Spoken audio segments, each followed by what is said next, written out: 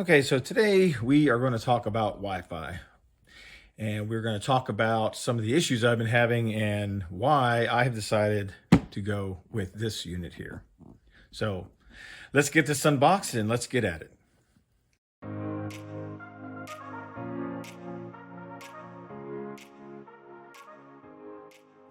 Welcome to the channel, everybody. Robert here with A to Z Smart Home. And so, as I was saying, the Google Nest Pro Wi-Fi pods that I've had in the house for some time have been a very big disappointment. Very poor speeds, very poor reliability. And as you can see by the speed test that I ran prior to starting this unboxing, it's pathetic. I have a 1 gig fiber. The pod that I ran the speed test off of, I was literally standing a few feet from it, and it has one wall in between it and the main pod, which are probably 25 feet away. So it's not that big of a distance. There's not really any obstruction, and I can't get any kind of decent speed at all. It won't even connect to 6E half the time. Most of the time, it's only 6 gigahertz that it connects to. It won't connect to the 6E. So that in itself is a huge problem. So, I mean, I've done lots of tests. I ran it off the unit itself. And even if I could get off just the main unit, it struggles to get 300 or 400 megs, standing literally right at the unit. So I've been very, very disappointed. So over the last week, I've done a lot of research and reading and reviewing. And I'm going to give you the top 5 devices that I think are a good mesh wireless system for your home, whether you have a smart home or not. But obviously a consistent and strong wireless network is paramount to running smart home because you have lots of devices connected. Now, bear in mind, I do have a lot of devices, but there's not a lot of Wi-Fi devices because a lot of the components I have connect via Zigbee through the Philips Hue Hub. I probably have a total of maybe 100 actual wireless devices on the network. So, which isn't a huge amount, especially for what should be able to handle it no problem. So let's get into the unboxing of this. And then I'm going to tell you why I chose this through all of my research. And then once we get it unboxed and I get it set up, I'll come back and we'll actually check the speed and we'll compare the two and see how it's doing. So this is the Asus AXE 1100 tri-band Wi-Fi system.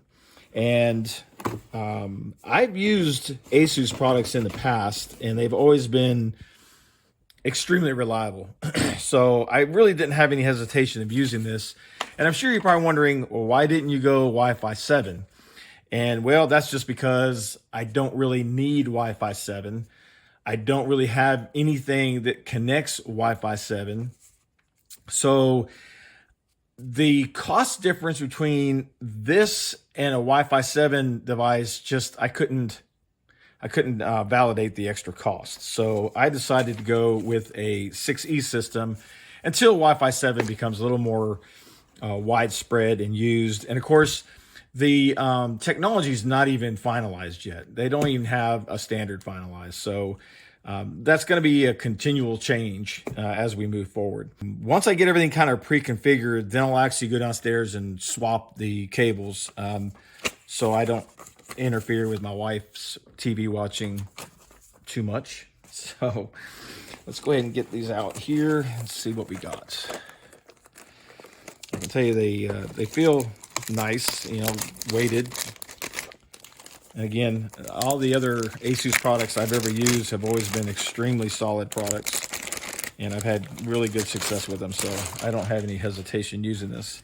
So as we can see, we have 2 LAN ports. We have a 2.5 gig WAN port and a 2.5 gig LAN port. So obviously with only a gig internet speed, the 2.5 port is more than sufficient, which is again why I didn't really go with a Wi-Fi 7 with a 10 gig port. I don't really need it. I am going to investigate doing a wired backhaul between the two units. But even if I do that with my network internet connection only being a gig, it's still not going to be a bad idea to have 2.5 gig backhaul on the LAN side. It's not really going to make any difference because I don't have any large files that I'm moving internally in the network. So this should be more than sufficient to meet my needs. So let's finish getting this wrapping up. So it's really been an issue, and even my wife complained about it. And if she's complaining about it, it's a problem. So, but she doesn't really say much because she knows I kind of keep tabs and all this. So this is a really nice device. I think it looks kind of cool. It is a little big. It's a little bulky, but not a big deal. You can see inside, you can see it's got some cooling pipes in it, which is pretty cool. So we'll set that over there. Let's go ahead and get this one boxed here. Get it ready. So I'm really, really looking forward to seeing how this performs. I'm really glad it came in today because I was struggling last night. As a matter of fact, I was trying to pull up a soccer game to watch here this evening, and I couldn't even get it to load up here because the network speed or internet speed is so horrid. So, see, both units are exactly the same, which is nice because you can choose one or the other to be your main unit, and then the other just becomes your access point. So we have one power adapter and cable over here. That's what that is. Of course, they give you a nice network cable, and this should be the same over here. And it is power, but no Ethernet, which is fine and dandy. I don't need to. And then under here, we have manuals and whatnot. So I'm going to be getting the app installed, and then we will work on getting the pre-configuration done, and then we will get it swapped out. Okay, so I thought I'd go ahead and do screen recording while I get this set up. So I've got the app installed. As you can see, it's waiting for me to set up a new unit. So I'm going to turn on the main unit, and it is now on. All right, so let's go ahead and hit set up a new router. And we have Zen series. Focus in. There we go. Okay. Yeah, see, and I was reading here, make sure you have the WAN port connected, and I don't because I'm not setting it up yet. I wonder if that's going to be a problem. Okay. Connect. But I actually have an idea. Ah, cool. It connected. Nice. All right, get started. All right, so we'll get this connected, and then hopefully I'll be able to get the setup done. I really want to get this pre-configured, so my goal is to, when I take it downstairs and hook it up, it's really just going to be a quick cable swap, because I don't want to cause too much interference with my wife's TV watching. Finally, thank you. Okay, so we're going to leave this on DHCP. And so here's one thing I like that I was reading about is the ability to set different SSIDs for the 6 gigahertz and for the 2.4.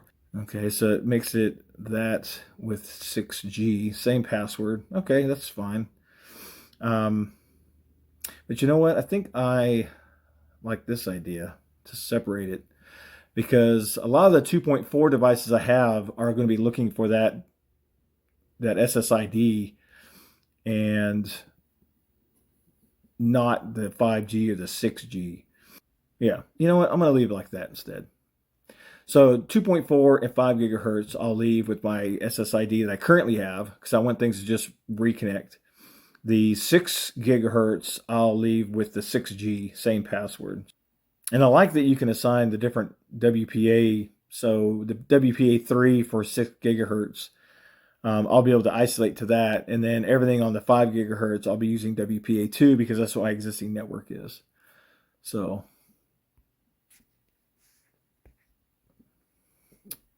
I'm curious. I currently am connected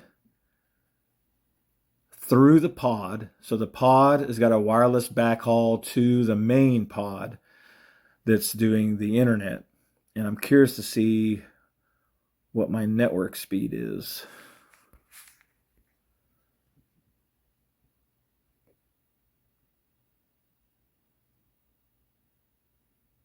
Yeah. See, it's garbage because the backhaul between the wireless access, or excuse me, the pod and the main unit is trash. And I mean, this is pathetic. I'm really anxious to get all this set up to where I can actually get just the Zen unit connected and take these Google pods off the network to see what the speed is, because I can almost guarantee you it's going to be better than that. So that's crazy. So, all right, well, I am going to finish getting this moved around and we will be back. Hey everybody, Robert here again, A to Z Smart Home. So last night, we switched out the mesh Wi-Fi system at the house, and the installation went great. I pulled the Google Wi-Fi pods off, which I'm going to do another video about these Wi-Fi pods because it's extremely disappointing because they're not living up to what they're supposed to live up to. They're not a whole home system. They don't provide good solid coverage, and the speeds are slow. And they have been reconfigured. They have been, formatted, started over. They are not very far apart, et cetera, et cetera. At any rate, I'll be posting another video about that. This is just a little cautionary tale because when I went through the network setup process on the new Asus router system, I mistakenly missed a letter in the SSID. I wanted to keep the SSID, the password, everything the same, so all my devices would just automatically reconnect like I've done in the past. And when I got everything switched over, I realized that my devices weren't reconnecting. And so I was a little confused. I thought maybe I misconfigured the setting, not necessarily a misspelling of the SSID. So in my mind, my brain kept seeing the name, but yet there was a letter missing, and I just didn't catch it until like the very end, after I had spent all this time reconnecting my devices to the wrong SSID, because I was just so used to seeing the same SSID for all these years that my mind just automatically put that T in there when there was no T. And I happened to just when I was done for the night, I was frustrated. I was just looking at my phone. I was like, wait a minute, that's not spelled correctly. So it was very, very frustrating. So now what I'm going to have to do is when I get home tonight, I'm going to have to rename the SSID back to what it's supposed to be, and then reconfigure the devices that I had already moved over back to the correct SSID. And you're probably asking well, why don't you just leave it like that? Well, the problem is because I have several Google Nest cameras around my house. There's 4 of them that are outside that are mounted pretty high. And the only way for me to reconnect those would be to climb up there, pull the camera off, get the code off the back of it so I can go back into the app and basically re-add it to my smart home, which I'm not going to do that. That's going to be a pain. So I'm just going to rename the network back what it's supposed to be. All my cameras will reconnect, and then I can go around the house and reconfigure again the devices that I reconfigured last night. The moral of this story is don't overlook the simple things, and make sure that when you are typing out your SSID, if you want it to be the same as the previous one, make sure you don't misspell it, because otherwise none of your devices will reconnect. Now, on a positive note, this Asus Zen Wi-Fi system has been stellar from my initial tests, and I'll get into some of that. I've done some speed tests, and I'll show you.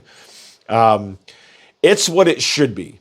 It's none of this 80 meg, 100 meg, download speeds when you're 30 feet from the the main pod and no interference. It shouldn't be that slow.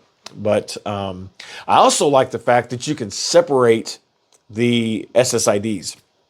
So unfortunately, there's several devices I have in my house. One being the Philips Hue sync box that I have that synchronizes my lights around my television. They only support a 2.4 gigahertz network, which to me is ridiculous because 5 gigahertz has been around for a long, long time. So what I'm doing is I'm taking the 2.4 gigahertz and assigning the primary SSID that I've always used. And then I'm taking the 5 gigahertz network and it's going to have underscore 5G. And then the 6E network is going to be underscore 6G. So that way there's 3 distinct SSIDs and I can connect each type of device specifically to whatever network it supports. Because a lot of the Google devices do support 5G. So I'd rather them be on the faster 5G network than falling back to that 2.4, which some of them would do before, because there was no way to specifically isolate that. So that's actually a huge positive for me. So I'm going to make sure that when I reconfigure it, the name's going to be right.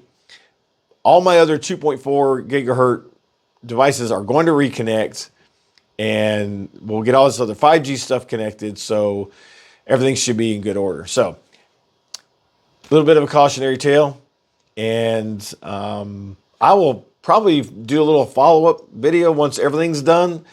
So make sure you hit that subscribe and give me a thumbs up and follow along. And thanks for watching. Hope everything works out better tonight. Okay, so there you have it. I've got the new Zen Wi-Fi mesh system up and running, and it's performing great. When I'm at downstairs near the main device, I'm pulling 700. Upstairs on the access point, which is in another room, and it is actually probably 30 feet from the main unit, I'm pulling 400, 500, as opposed to sometimes not even 100 megs on the Google Pro pods. So as of right now, I can definitely say that these new Zen Wi-Fi mesh units are performing as advertised. They've been great. I unfortunately cannot ever recommend anybody actually go buy a set of Google Nest Pro Wi-Fi pods. This is the second set that I've had, and the first set didn't perform really any better than this set did. Of course, they were the previous version. I didn't expect them to. They weren't 6E, but yeah, both sets have been very disappointing. I will definitely stick with a different brand from now on. Again, so far this Asus has been great. I really, really like some of the advanced features it has. It has the ability where you can actually assign a device to a specific pod or the main unit. So that way, whenever it reconnects, no matter what, it'll always reconnect to that specific access point, which is nice for certain cameras and other things that I don't want to be bouncing around. So that's a really nice feature. I like how you can segregate the channels. I did end up going and combining the 2.4 and 5 gigahertz channel into one SSID. I just found it was a lot less complicated for some of the other devices I had that were connected previously when I had the SSID correct. The Google Nest cameras I have around my house, some of them are 20, 30 feet up on the side of the house, and they're just not easy to get to, which is the only way I can actually change the Wi-Fi on it is by going and getting the code off the back, because I don't have that little sticker anymore. Some of them are 5 years old. So that wasn't an option. But once I got the SSID fixed, and I got everything rebooted. What I hadn't already reassigned just popped right up and started working, as I had anticipated doing to begin with. So that was my own mistake. So I can definitely give a thumbs up to this product. And I would definitely appreciate a thumbs up to this video. And if you like this content, please make sure you hit that subscribe button. And in the description below, I am going to have links to all these products that I talk about in the blog post and here on the video. They are affiliate links, so if you do happen to purchase from one of those links, I might earn a small commission from that purchase, so I greatly appreciate that. Kind of helps keep the channel going. But I really appreciate your support, and thanks for watching. We'll catch you next time.